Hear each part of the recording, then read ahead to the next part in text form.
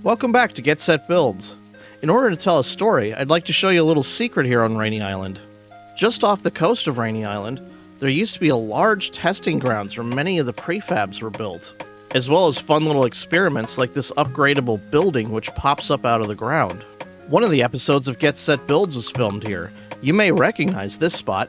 This episode contained some cut content which included a train control system. It's hard to fit everything in 3 minutes, but the real reason this place exists is because it was the testing ground for trains. The original tests are long gone, but the last one standing was this final attempt at making a monorail underground. It was meant to have a little control car down on this monorail, and above it would be invisibly attached to a train, or to cars that would drive on the roads. I spent a lot of time here working with a friend to try to get trains running, but we were just never happy with the results. So I moved my efforts to a new world, and this is where I had been testing trains ever since. I abandoned the hidden underground track and set out determined to get train wheels working for real. This attempt came so close, it made it all the way through a turn using nothing but the wheels on the rails. About 9 out of 10 times. Not nearly good enough. Slot cars were another thing I had tried before, and recently had more success.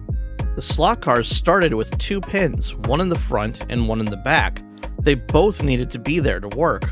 Using this crutch got the cars working, which gave me something to work on fine-tuning, and I continued to fine-tune the cars until they no longer needed the extra peg. In fact, they run better without it.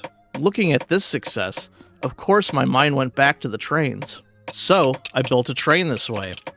I'm not thrilled with the compromises I had to make. Going from something like this or this to this seems like a huge step in the right direction, especially being able to cut down on the extra moving parts.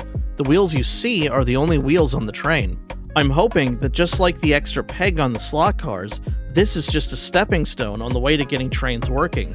Having something that works that you can spend time playing around with and upgrading leads to innovation as you smooth out the rough edges. Maybe that practice and innovation will lead to solving how to get something more like this to work, without having to hide anything underground. And before you know it, we might have this train problem solved. And we'll all be laughing at these old trains of mine that used to need an extra hidden rail.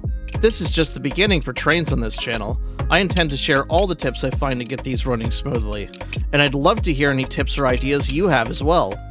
Have fun out there, and I'll see you next time on Get Set Builds.